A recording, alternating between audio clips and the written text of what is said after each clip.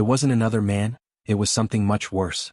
I didn't lose my wife to infidelity, I lost her to her phone night after night, while I lay right beside her. Hi everyone and welcome back. Thanks for joining me again today. What I'm about to share with you is a story that changed the way I look at love, loyalty, and what it means to feel truly seen in a relationship.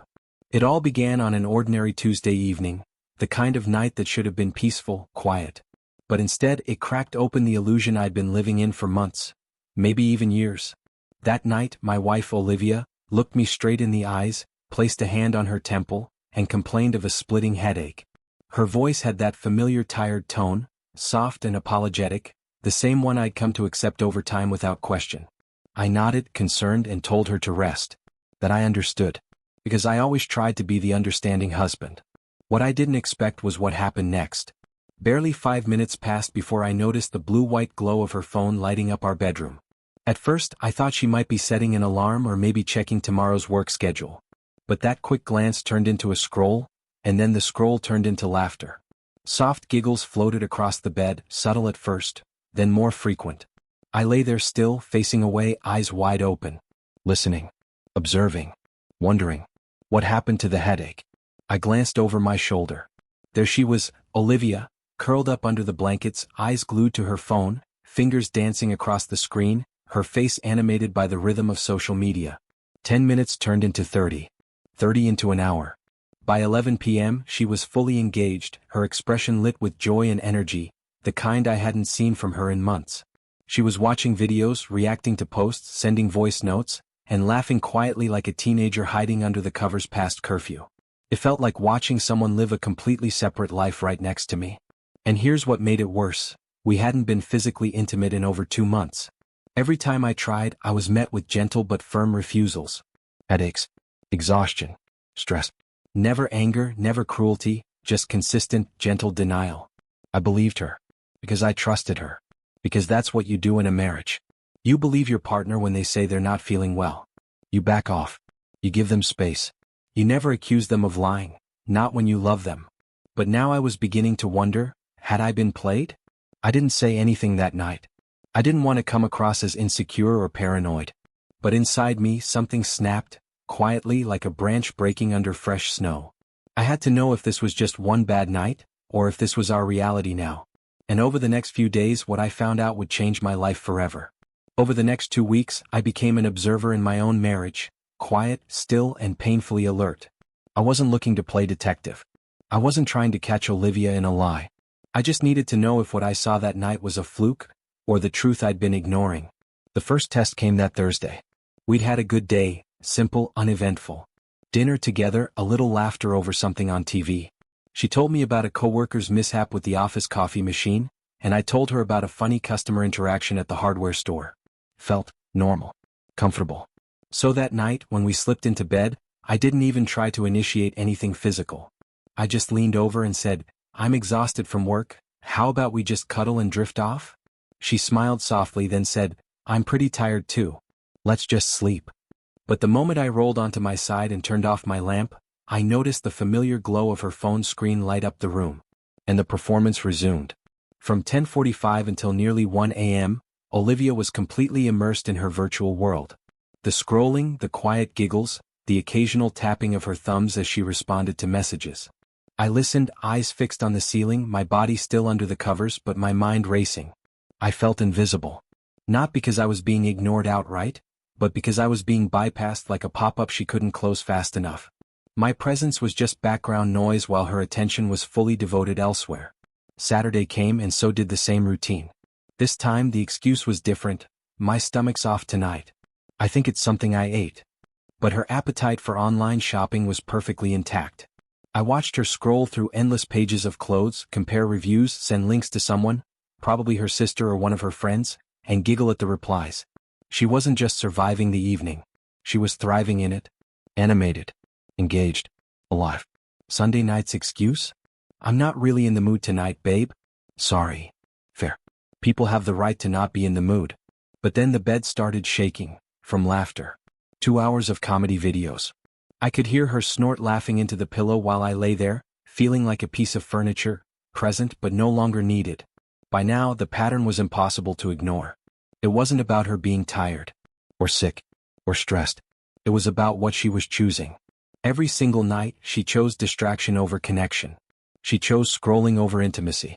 She chose strangers, memes, influencers, and whoever was on the other side of those messages, over me. And I was done pretending it didn't hurt. I didn't want to jump to conclusions. I didn't want to accuse her of cheating or harboring some secret life. But I knew one thing for sure. There was no longer room for me in the life she was living.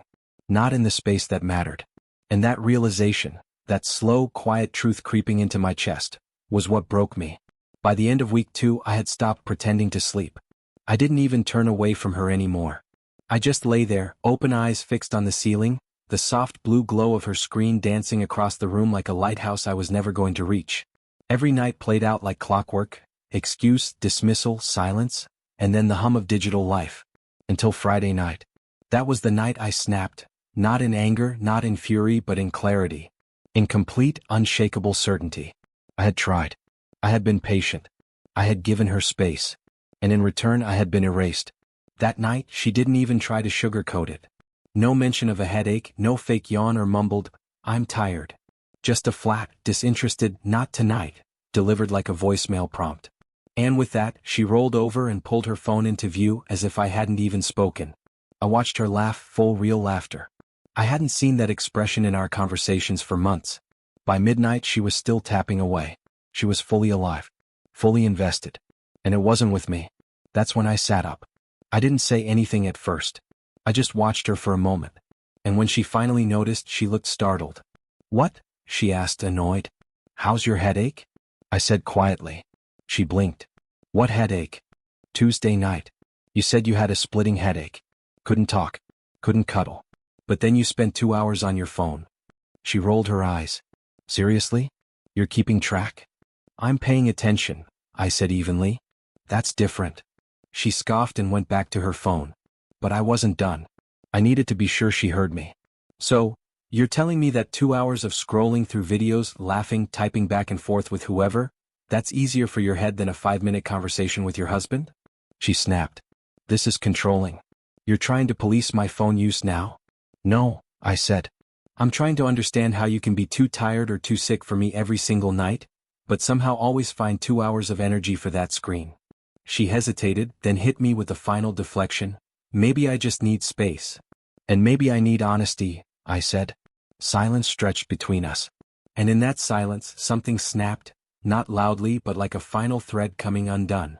Because when you've been trying to hold something together with your bare hands for months, and the other person doesn't even notice, eventually, you let go. The next morning the air between us felt stiff, cold, like a room after the heat's been shut off. She didn't bring up the conversation from the night before and I didn't force it. We had moved past the phase of pretending, now we were just two strangers cohabiting a routine. I watched her over breakfast, how she sipped her coffee, eyes fixed on her phone, thumbs dancing across the screen like she was trying to find something more interesting than the silence between us. And she always found it. That was the moment I knew, this wasn't about one fight. It wasn't about one bad month. This was the life she had chosen. A life that didn't include me. So I made a choice too. Later that afternoon, while she was out running errands, I grabbed a spare duffel from the closet and began packing. Not everything, just the essentials. A few changes of clothes, my passport, some work materials, and the photo of my mom that had always sat beside the bed. I stood in the doorway for a long time before leaving, staring at that room. The same space where we used to whisper about dreams, where we made promises in the dark. Now it felt like a crime scene. And I didn't want to be part of it anymore. I left a note on the kitchen counter. Nothing poetic, no dramatics, just the truth. "You've made your choice. I'm finally making mine. I hope your phone gives you everything I couldn't." Then I locked the door behind me and didn't look back. I didn't go far that night, just checked into a quiet motel on the edge of town. One of those places where the air conditioner hums loud enough to drown out your thoughts. I didn't cry. Not because I wasn't hurting, but because I had already done all my grieving long before I left. Every night I lay beside her, ignored and invisible, had chipped a piece off of me. I wasn't walking away whole, I was walking away from what was left. Around midnight my phone buzzed. It was a message from her. "Where are you? Did something happen?" I stared at the screen for a while. Not because I didn't know what to say, but because part of me had hoped she wouldn't notice I was gone. That would have made it easier. But she did notice and suddenly she cared. I replied simply, "I'm safe." I left because I'm tired of begging for scraps of attention from someone who saves it all for her phone. A few minutes later, "Can we talk?" I didn't answer. Not because I wanted to hurt her, but because I knew that whatever she had to say now was coming from panic, not from love. I needed space. I needed truth. And I needed to remember what it felt like to matter. 3 days passed. No calls. No messages. Not from her, not from any of her friends or family. It was as if my disappearance barely registered. And maybe that's what stung the most, that I could vanish from her life, and the silence that followed would be comfortable. But on the 4th day my phone lit up again. A number I didn't recognize. I let it go to voicemail. An hour later another message came in. This time just a picture. It was our bedroom, half the bed stripped, the nightstand I used to keep tidy now covered in makeup wipes and takeout containers. No words. Just the photo. It was her way of saying she noticed. That she finally saw the gap I left behind. But it didn't feel like regret. Later that evening I returned home. Not to stay but to collect the rest of my things. I didn't even knock. I had my key and technically it was still my home. She was there, sitting on the couch, curled up in a blanket, phone on her lap. For once she wasn't scrolling. Just staring. Maybe waiting. She looked up at me startled. "You're back." "No," I said quietly. "I'm just passing through." She didn't argue. Didn't plead. Just nodded. I packed the rest of my clothes in silence. The photo albums, the framed pictures from our wedding day, I left those behind. She watched me, eyes glassy, as I zipped up the last bag. Before I left, I paused at the door. "I didn't leave because of your phone," I said. "I left because you stopped looking at me the way you used to look at it." And with that I walked out. It's strange how quickly a life can feel like it belonged to someone else. 2 weeks after I left, the apartment I moved into already felt more like home than the place I'd shared with her for 4 years. No echoes of tension here. No cold shoulders. No pretending everything was fine while silently counting the minutes until the screen lit up again. Just space. And quiet. And for the first time in a long time, peace. One evening I stopped by a small local bookstore that doubled as a coffee shop. It wasn't planned. I was just walking and needed to kill some time. That's where I met Rachel. She worked behind the counter, sleeves rolled up, hair pulled back in a messy bun. There was a line and she was moving fast, but her smile didn't falter. Not once. When it was my turn, she asked what I was in the mood for. I said, "Something strong. But kind." She laughed. That's how I describe myself. That one line cracked something open in me. We talked for a minute, maybe 5. Then I found a corner table and sat down with my coffee. She checked on me once, then again before closing. Each time her voice was soft. Intentional. Like I wasn't just another customer, but someone worth noticing. I hadn't felt that in years. I didn't fall in love that night. It wasn't that kind of moment. But it was the first time I remembered what it felt like to be seen. Not just looked at, but truly seen. And that was the beginning of something I hadn't dared to believe in again. 2 months into my new life, I was settling into a rhythm. Mornings started with fresh coffee and a quiet sunrise. Evenings were filled with woodworking, reading, or sometimes a drink with Rachel, who had somehow become a steady presence in my weeks without ever trying to be. Then came the knock on my door. It was a Sunday afternoon. I had just finished cleaning up my little workshop when I heard it. A slow, uncertain knock, like the person on the other side wasn't sure if they were welcome. I opened the door and there she was. My ex-wife. Her eyes were puffy, hair pulled back in a way I'd never seen before, messy, unstyled. There was no screen in her hand. Just silence. She opened her mouth to speak, but for the first time in a long time, I held the power of pause. I asked, "Why are you here?" She looked away. "I don't know. I can't stop thinking about everything." I didn't invite her in. I didn't ask if she wanted to sit. I let her talk. She said she missed me. That things didn't feel right without me. That she realized too late what she had lost. I listened. Then I said, "You missed the attention. You missed the comfort. But you never missed me. Not when it mattered." She didn't argue. She didn't cry. She just stood there like someone who came to retrieve something and realized it was already gone. I closed the door slowly, not out of cruelty but closure. Some doors don't need to slam shut to stay closed. The house was quiet again after she left, and for a brief moment so was my mind. That evening, Rachel dropped by with takeout and a 6-pack of the beer I'd once mentioned I missed from my college days. She had that kind of memory, quiet, thoughtful. She never asked for anything but always showed up when it mattered. We ate on the back porch. I told her about the unexpected visit. She didn't flinch, didn't pry. Just listened. Then she said something that made me laugh, really laugh, for the first time in what felt like years. You know, she said, grinning, I once dated a guy who ghosted me for his Xbox. You. At least you lost to a competitor with a battery life. I laughed so hard I nearly dropped my beer. That's when it hit me, healing doesn't always come with dramatic declarations or heavy conversations. Sometimes, it arrives in the form of a dumb joke, a good meal, and someone who sees you fully. That night, as we sat under the stars, I realized I was no longer just recovering, I was beginning again. And this time, I wasn't trying to be enough for someone who couldn't see my worth. I was simply being me, with someone who liked that just fine. The next few weeks passed quietly but with a kind of calm I hadn't known in years. Mornings didn't begin with resentment or silence anymore, they started with peace. And the evenings, those were something new altogether. Rachel and I kept seeing each other. Slowly, carefully, with no expectations. We didn't label anything, didn't rush. Just two people sharing time, space, stories. Then one Friday night as we wrapped up dinner at her place, some homemade pasta she insisted she had half burned, even though it was incredible, she looked at me and said, Hey, would you want to come with me next weekend? My cousin's getting married. It's a little thing, just family. I'd like you there. I paused, not because I didn't want to go, but because something in me panicked. It wasn't about her. It was about everything that came before. But then she added, no pressure. You don't have to meet anyone if you don't want to. I just think you'd enjoy the music. And the open bar. And just like that, I laughed again. She made it feel easy. Say, I'd love to, I said. And I meant it. The wedding was held in a quiet little vineyard about an hour outside the city. Not the kind of place I'd usually find myself, but it had a certain charm. Rows of soft lights, the gentle hum of acoustic music, the kind of sunset that felt too perfectly timed to be real. Rachel looked stunning. Not in some over-the-top magazine cover kind of way. Just effortlessly her. Calm, grounded, present. We slipped into the background when we arrived, taking seats near the edge of the crowd. Her family welcomed me politely. No pressure. Just smiles, handshakes, and names I instantly forgot. But the weirdest part? I didn't feel out of place. During the reception, while we were standing by the bar, Rachel leaned in and said, You're smiling. I'm trying, I replied. No, you're not, she teased. You just are. And she was right.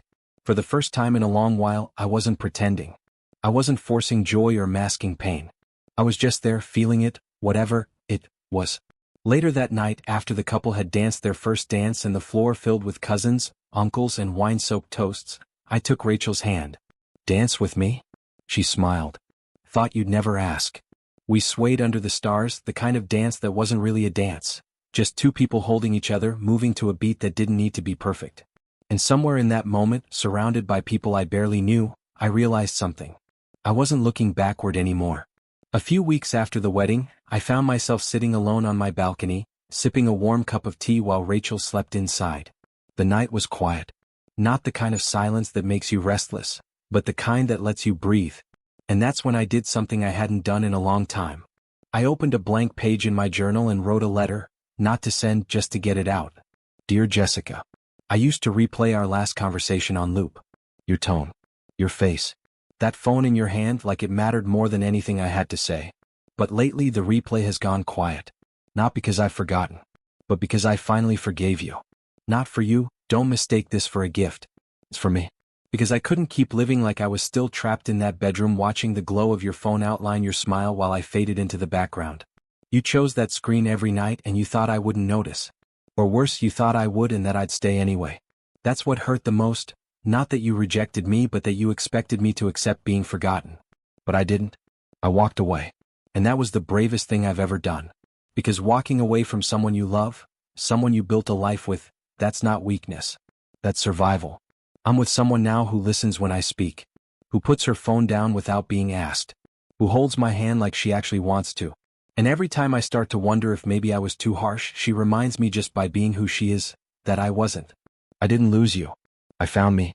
And I hope someday you find that too. Michael. I closed the journal and tucked it away. I didn't cry. I didn't rage. I just sat there, letting the weight of that truth finally lift. I hadn't written the letter for closure. I'd written it because, after everything, I was finally free. 2 months after that letter, something strange happened. I received an email. Not from Jessica, not directly. It was from a lawyer representing her estate. I blinked at the screen, heart suddenly pounding. Estate? The word didn't sit right. The email was short and clinical. Jessica had passed away in a car accident the week before. Her parents, who had cut ties with her after the divorce, were managing the legal side of things. And according to the will, updated just 3 weeks before her death, I had been left something. A journal. They weren't sure why she wanted me to have it, but it was written clearly in her instructions. At first I didn't want it. What good could come from digging into old wounds? But curiosity won. When the package arrived, I opened it cautiously. Inside was a worn leather-bound notebook. Jessica's handwriting greeted me on the first page. To Michael, if you're reading this, it means I've run out of time to explain. I read every page in one sitting. It wasn't an apology in the traditional sense. It was a confession. Of fear, of depression, of being addicted to the constant noise and validation of the online world because real life felt too quiet, too disappointing. And of regret. She wrote that she never stopped loving me, but that she didn't know how to be loved without doubting it. That every time I touched her, she wondered why someone like me would still want someone like her. So she hid behind screens and headaches and excuses. It wasn't about not wanting me, it was about not knowing how to let me in. She had started therapy just weeks before the accident. Said she was finally starting to see how much damage she'd done, not just to me but to herself. She ended the journal with a single line. You deserve better. I hope you found it. I closed the book and stared out the window for a long time. Not crying. Not angry. Just still. She was right. I had found better. But part of me wished she had too. A few weeks later, Rachel found me sitting on the porch, the journal still in my hands. She didn't ask questions. She just sat beside me, rested her head on my shoulder, and let me be. After a while I spoke. She wasn't evil, I said softly. Just lost. Rachel nodded. Most people are. Until they aren't. We sat there watching the sky fade from gold to deep violet, and I realized I wasn't carrying the weight of resentment anymore. I had made peace with what happened, with who Jessica had been, and who I had become because of it. Rachel never tried to fix me. She didn't compete with ghosts. She just loved me with the quiet kind of strength that never asked for attention but always gave it. We got married the following spring. No grand wedding. Just close friends, a few tears, and a promise not to take each other for granted. Sometimes at night I still think about Jessica. About how things could have been different. But I don't dwell on it. I just hold Rachel a little tighter, knowing how rare it is to be truly seen. Because when love comes around again and this time it chooses you back, that's the kind you fight to keep. And this time I'm all in. A few months after Rachel and I got married, I ran into someone unexpected. Amanda, Jessica's sister. It was at a local bookstore, the same one where Rachel and I had met months ago. Amanda looked different. Older, more tired, like someone who had seen too much and spoken too little. She noticed me first. Michael. I turned. Amanda. Hey. We chatted for a few minutes, cautiously polite. Then she surprised me. She talks about you, you know. A lot more than she admits. I didn't ask what she said. I didn't need to. She's not the same, Amanda added. Not worse. Not better. Just quieter. I nodded. Some people find peace in silence. Others find regret. Amanda smiled sadly. She found both. As I walked out of that bookstore, hand in hand with Rachel, I realized something. Closure doesn't always come with apologies or second chances. Sometimes it comes when you stop needing either. And in that quiet place, where forgiveness lives without forgetting, I found myself whole again. This wasn't just the end of a story. It was the start of one I finally got to write on my own terms. 6 months later I got a letter. No return address, but the handwriting was unmistakably Jessica's. It was brief. No long-winded apology. Just a folded photo. It was from the early days, our honeymoon. We were laughing, arms wrapped around each other, drenched from an unexpected rainstorm. On the back she'd written 5 words. I remember when I mattered. I stared at it for a long time. Not with pain, not even nostalgia. Just a calm understanding. We had mattered once. We had built something together even if it didn't last. I didn't show Rachel the photo. Not because I was hiding anything, but because I didn't need to. Some things are just meant to fade on their own. That night I tossed the picture into the fire pit out back. Watched the edges curl and blacken until all that was left was ash and the crackle of flames. And then I went inside where Rachel was waiting. Where the future still burned bright. Because love isn't about who you remember. It's about who chooses to stay. A year to the day after I walked out of my marriage, I stood alone on a quiet hilltop with a small, carved box in my hands. Inside it were tokens of a past life: an old house key, the leather bracelet Jessica once gave me, a receipt from the anniversary dinner I spent mostly alone while she scrolled through her phone. Little echoes of a man who once begged to be seen. I buried the box beneath a young tree I'd planted weeks earlier. A symbol, maybe. Or just closure in physical form. As I packed the last bit of dirt over the top, I smiled, not bitterly, not sadly, but with peace. The tree would grow. Life would go on. And none of it had to carry the weight of someone else's disinterest anymore. Later that evening, Rachel and I sat on the porch of our new home, sipping tea and watching the stars blink into view. She leaned against me and whispered, "You're so quiet tonight. Everything okay?" I turned to her, kissed the top of her head, and said with a smile, "I just realized, this is the first time in years that the silence doesn't feel like loneliness." She squeezed my hand. "Not everything broken stays broken. And sometimes the quiet is the sound of healing." It happened just last week. I was at work, in the middle of sanding down a custom bookshelf for a client, when my phone buzzed. A message from an unknown number. I opened it, hands still dusty. It was Jessica. "I saw your photo online. You look happy. Just wanted to say I'm sorry. I know I messed up. I miss you." There was no punctuation. No explanation. Just a digital echo from a woman who had once traded her husband for her phone screen. I stared at the message for a moment. Then locked my phone and slid it back into my pocket. Rachel was picking me up in 30 minutes. We were headed to a lake for the weekend. No cell reception, no distractions. Just us, a fire pit, and the kind of connection that doesn't come with a charger. Jessica's words didn't sting. They didn't even register past the moment. Because I'd learned something important. You don't go back to the fire that burned you, no matter how warm the memory might seem in the cold. Some messages aren't meant to be answered. Some chapters are better left closed.